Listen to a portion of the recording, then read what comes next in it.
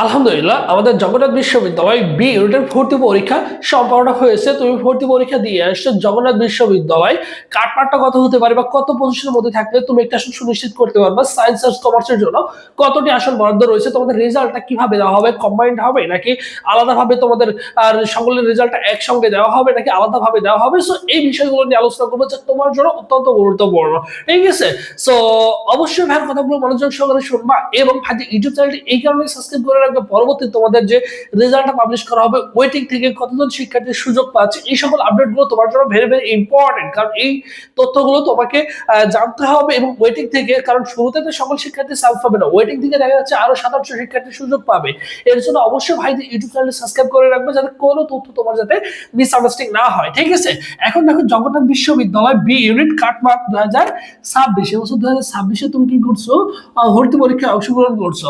মোট আসন সংখ্যা রয়েছে দেখো 785টি আসন সংখ্যা রয়েছে, অনেক আসন সংখ্যা। কারণ এই জগন্নাথ বিশ্ববিদ্যালয় হচ্ছে ঢাকার মধ্যে, তো সেই ক্ষেত্রে অনেক ছেলেমেয়ের স্বপ্ন থাকে হচ্ছে ঢাকার মধ্যে পড়াশোনা করা, ঢাকার মধ্যে থাকা। কারণ জগন্নাথ বিশ্ববিদ্যালয় তুমি যদি থাকো, দেখা যাচ্ছে বিভিন্ন চাকরির খবরাখবর তুমি পেয়ে যাচ্ছ, বিভিন্ন নিবন্ধন পরীক্ষা তুমি ঢাকাতে বসে কিন্তু তুমি দিতে পারছো। সব রকম অ্যাডভান্স তুমি কিন্তু তুমি অনায়াসে কিন্তু অন্যান্য, দেখো তুমি যদি বিভাগীয় শহরে থাকো সেই তুলনায় ঢাকার মধ্যে যদি থাকো তুমি কিন্তু অনেক দিক দিয়ে হচ্ছে ফিডব্যাক পাও, ভালো কিছু করতে পারবা। ঠিক আছে, এখন দেখো আবেদন আবেদন সংখ্যা রয়েছে কত দেখো, 79,800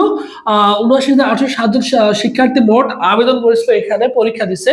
প্রতি আসনের বিপরীতে 101 জন শিক্ষার্থী, হিউজ পরিমাণ ছেলে মেয়ে কিন্তু এখানে কি করছে, অবভিয়াসলি পরীক্ষা দিচ্ছে। এখানে প্রতিদ্বন্দ্বী কিন্তু অনেক বেশি। এখন কথা হচ্ছে যে ভাইয়া এই যে 785টা আসন সংখ্যা রয়েছে, এটা কি সকল এটা হচ্ছে সকল ইউনিটের জন্য কতটা করে বরাদ্দ? দেখো বিজ্ঞানের জন্য রয়েছে 130টা আসন সংখ্যা বরাদ্দ রয়েছে। এরপর মানবিকের জন্য রয়েছে দেখো 505টি আসন সংখ্যা বরাদ্দ রয়েছে। বাণিজ্য শাখার শিক্ষার্থীদের জন্য রয়েছে 75 প্লাস প্লাস আসন সংখ্যা বরাদ্দ রয়েছে। এইগুলো হচ্ছে আলাদাভাবে, যেহেতু বি ইউনিট মূলত মানবিক বা বিভাগ শিক্ষার্থীদের জন্য, তাদেরই হচ্ছে আসন সংখ্যা সবচেয়ে বেশি থাকবে। বিষয়টা ক্লিয়ার? তারাই কিন্তু সবচেয়ে বেশি আসন সংখ্যা পাবে, এর মধ্যে বিজ্ঞান, এর হচ্ছে মানবিক। এখন কত পজিশন পর্যন্ত চান্স হবে তার আগে বলি যে কাটমার্কটা কত হতে পারে। মেধা তালিকা প্রণয়ন করবে, দেখো তোমার এমসিকিউ তে 72 মার্ক আর হচ্ছে জিপিএ এর উপরে 28 মার্ক, টোটাল তোমাদের 100 মার্ক।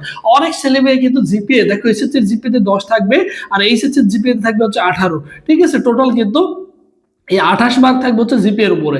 কথা হচ্ছে তাহলে ভাই জিপি এর উপরে 28 মার্ক তো আমরা পাচ্ছি। এখন এই যে আজকে যে ভর্তি পরীক্ষা হলো 96টা এমসিকিউ ছিল, এই 96টা এমসিকিউর মধ্যে আমি টোটাল কত মার্ক পেলে জিপিএ সহ, এবং আমার জিপিএ মার্ক তো এত আছে, এবং মোটামুটি ভর্তি পরীক্ষা দিয়ে দিয়ে আসছে। এই ভর্তি পরীক্ষায় 65 থেকে আহ 68 এইরকম যদি রেঞ্জে একটা মার্ক পাও, আশা করা যায় তুমি একটি আসন সুনিশ্চিত করতে পারবা। আশা করা যায় একটি আসন সুনিশ্চিত করতে পারবা। কারণ এই যে 68, এই 68-র মধ্যে তুমি আগে 28 মার্ক যদি বাদ দাও, 28 মার্ক যদি বাদ দাও, ভর্তি পরীক্ষায় দেখো এমসিইউতে 40, এমসিকিউতে 40 মার্ক পেলেই তোমার কিন্তু অনায়াসে হয়ে যাচ্ছে। কারণ 28 মার্ক তো তুমি জিপিএতেই পাবা, আর ভর্তি পরীক্ষায় যদি, তাহলে দেখো ভর্তি পরীক্ষায় মোটামুটি 40-এর কাছাকাছি যদি মার্ক পাও, তাহলে তুমি কিন্তু অনায়াসে চান্স পেয়ে যাও। মোটামুটি ধরে রাখতে পারো 65 থেকে 68-এর কাছাকাছি তোমাদের কাটমার্কটা হবে ইনশাল্লাহ, আশা করি। ঠিক আছে, এখন কথা হচ্ছে আমরা জানি এমসিও ভর্তি পরীক্ষায় সুন্দর করে পোস্টের উপরে তোমাদের লেখা ছিল যে প্রতি পোস্টের মান কত, 25 মানে 75 করেছিল, প্রতি পোস্টের মান কত হচ্ছে 75 করে। ঠিক আছে, অন্যান্য ভার্সিটিতে কত 1, এখানে হচ্ছে 75 করে থাকবে। এবং ভুল উত্তরের জন্য কত মার্ক কাটা যাবে, 0.25 করে কাটা যাবে। তোমরা সকলে জানো, পরীক্ষা দিয়ে আসতো, কোশ্চেনের উপরে কিন্তু লেখা ছিল। এখন কথা হচ্ছে যে ভাইয়া কাটমার্ক তো আমি জেনেই গেলাম যে কত 65 থেকে 68 কাছাকাছি এবং কত পজিশনে চান্স হবে। ওভারঅল তুমি যদি চিন্তা করো, বিগত বছরের কথা যদি চিন্তা করো, তো সেই ক্ষেত্রে মোটামুটি এখানে যে 785টা আসন সংখ্যা রয়েছে, এটার বিপরীতে 1400 প্লাস মাইনাস ছেলেমেয়েরা কি করবে, সুযোগ পাবে। 1400 প্লাস মাইনাস ছেলেমেয়েরা কিন্তু এখানে সুযোগ পাবে। ঠিক আছে, এখন সায়েন্সের ক্ষেত্রে দেখো 130টা আসন সংখ্যা রয়েছে, এখানে সর্বোচ্চ 130-এর ক্ষেত্রে 250 প্লাস মাইনাস এরকমটা হতে পারে সায়েন্সের ক্ষেত্রে। এরপর 75টা এখানে বাণিজ্য শাখার শিক্ষার্থীদের জন্য আসন সংখ্যা রয়েছে। এখন এই বাণিজ্য শাখার শিক্ষার্থীদের 75-এর ক্ষেত্রে দেখা যাচ্ছে বিভিন্ন পাবলিক বিশ্ববিদ্যালয়ের পরীক্ষা হয়ে গেছে। সো বিগত বছর যদি পরিসংখ্যান আমরা দেখি, এই 75টার ক্ষেত্রে 150-এর কাছাকাছি, 150 50 প্লাস মাইনাস এরকমটা যদি থাকে তাহলে দেখা যাবে অনার্সে চান্স হয়ে যাবে।